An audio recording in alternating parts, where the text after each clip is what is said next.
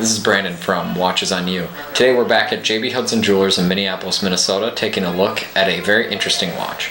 This is the Breguet Type XXI Transatlantique. Let's drop down to the inspection pad and we can learn a little bit more about the individual details of this piece. Alright, so let's take a closer look at the Breguet Type XXI Transatlantique. So right off the bat, I just want to let you know that I will leave links into the description if you're interested in purchasing this piece or want to learn more about the individual details of this watch. And remember, we're at JB Hudson Jewelers in Minneapolis, Minnesota. This specific model is available on sale pre-owned here. So if you're interested, again, check out the links in the description. So now I'm going to just go over the case. So this watch's case is completely made out of stainless steel, and it is a mixture of polished and brushed surfaces. The case back here is actually polished, and well, the entire case back is polished. The side is also polished, and the side on the bracelet is polished as well, but the front of the watch is brushed. So you can kind of get, this watch has a really interesting kind of vintage look to it, and that's because of its history as an aviation watch. But moving on to the dial of this piece, which is actually pretty interesting. I mean, I'm actually, to be honest with you, I used to be a bigger fan of this watch than I currently am. I don't know, it's kind of fallen out of favor with me. I think that the dial is a little bit too large, and surprisingly, this watch actually has a 42mm case size, and I actually had to measure it myself because it looks so much bigger than that because there's so much empty space on the dial. I just was really surprised by that. But anyways, so this watch has, the reason I said the dial is kind of interesting is that it has a day-night indicator, which isn't actually typical of that many chronographs, and it also is a flyback chronograph, which was actually a Breguet invention. So I will start that and I'll demonstrate that for you. So to start the chronograph, as usual, you push the top pusher here, and the actual minute counter for the chronograph is attached to the center stock there instead of having its own subdial, due to the fact that they devoted a subdial to the day-night indicator. And then since it's a flyback chronograph, I can do like a split time, so I'll kind of reset the chronograph, but it'll just keep going. So that's basically the flyback feature by pushing the bottom pusher here. And as you can see, the second hand continues to move, and if I want to fully stop it, hit the top pusher again and then reset it. So it's actually kind of an interesting feature, and it's kind of useful for racing if you're doing various things with vehicles and motorsport or whatever.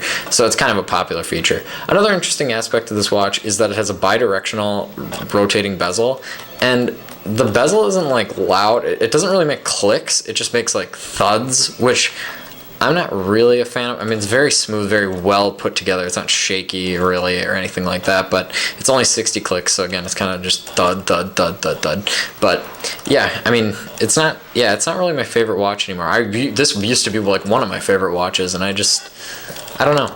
I don't like it as much anymore after the amount of watches I've seen via the channel. So yeah, I mean, it's just, yeah, it's not my favorite.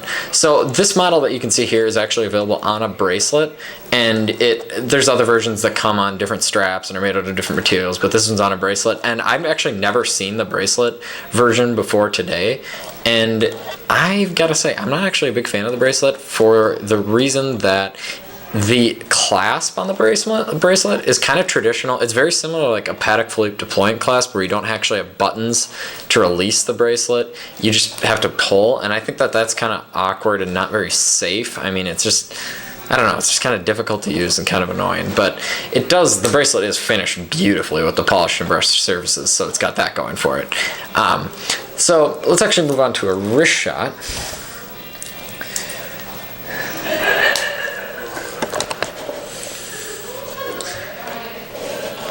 And so here you go.